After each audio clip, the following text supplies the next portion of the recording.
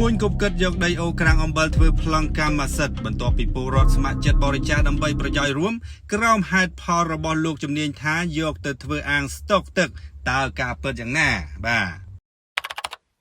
សូមស្ដាប់នៅការលើកឡើងរបស់លោកមេភូមិស្លាឈ្មោះកឹមកូនហៅតាវឹកបន្តិចសិនមុននឹងចូលដល់សាច់រឿងលម្អិតដីអស់ហ្នឹងអត់មានត្រូវការយកធ្វើប្លង់ផងឲ្យគឺសម្រាប់តាគាត់អ្នកទំនងដោះស្រាយគោលនយោបាយនឹងទេតែគាត់ថាអត់មានសិទ្ធិអីទៅធ្វើប្លង់លុបទេ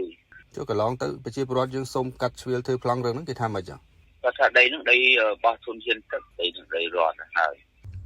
សេចក្តីរាយការណ៍បានឲ្យដឹងថាដីអូក្រាំងអំបិលទំហំប្រហែលជាង10ហត្ថតាស្ថិតនៅភូមិស្លាឃុំវ៉ាសស្រុកសំរោងទងខេត្តកំពង់ស្ពឺដែលពលរដ្ឋអ្នកកាន់កាប់ពិសេសធ្វើការអាស្រ័យផលតាំងពីកំឡុងឆ្នាំ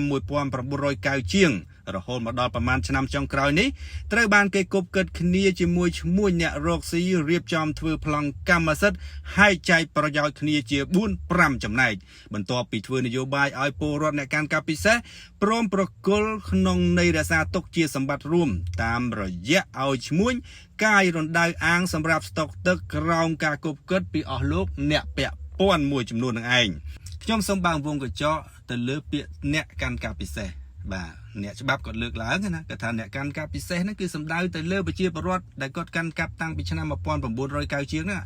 បាទបើសិនជាគិតទៅដល់ការធ្វើប្លង់រឹងឲ្យគឺពួកគាត់នឹងមានអត្ថិភាពជាចម្បងប៉ុន្តែករណីនេះគឺមានភាពមិនប្រក្រតីឥឡូវយើងបន្តសាច់រឿងទៀតនយោបាយនោះគឺលោកខាងជំនាញដើមឡើយមិនព្រមឲ្យពលរដ្ឋអ្នកកាន់កាប់ពិសេសជាច្រើនអ្នកអាចយកដីរបស់ពួកគេអាស្រ័យផលទៅធ្វើប្លង់ឬបានទេ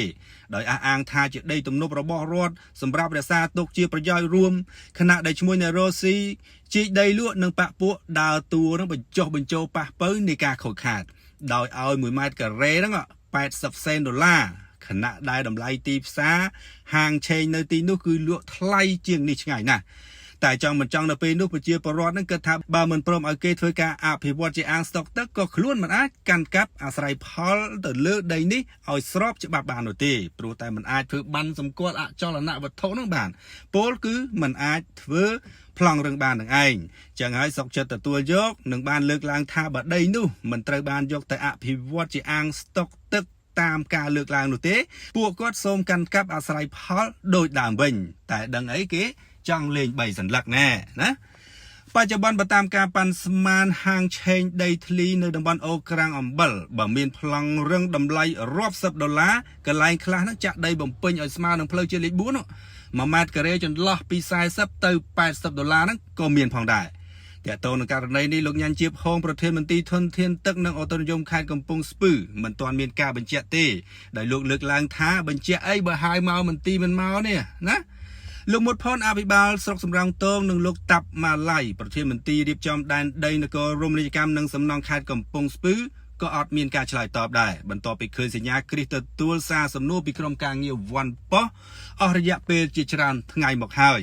ចំណែកបរិះជាឈ្មោះអ្នករស់ស៊ីម្នាក់ឈ្មោះច័ន្ទថុលនិងបរិះម្នាក់ទៀតឈ្មោះសំណាងដែលជាប់ពាក់ព័ន្ធនឹងដីខាងលើមិនទាន់មានការបញ្ជាក់នៅឡើយគិតត្រឹមថ្ងៃច័ន្ទទី22ខែមិថុនាឆ្នាំ2026បន្ទាប់ពីក្រុមការងារវ៉ាន់ប៉ោះ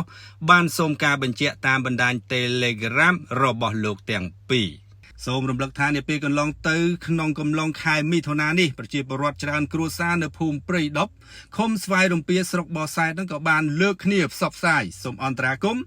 និងរៀបរាប់ឲ្យដឹងពីភាពមិនប្រក្រតីនៅទំនប់អូក្ដៀដែលគេគប់គិតឲ្យឈ្មោះនឹងអាចធ្វើប្លង់រឹងបានអញ្ចឹងវាស្តៀងទៅនឹងរឿងដែលកំពុងកើតឡើងនៅអូក្រាំងអំបិលប្រជាពលរដ្ឋអាស្រ័យផលតាំងពីម៉ាក់អើយបាទ40ឆ្នាំជាងហើយសូមសំណូមពរដល់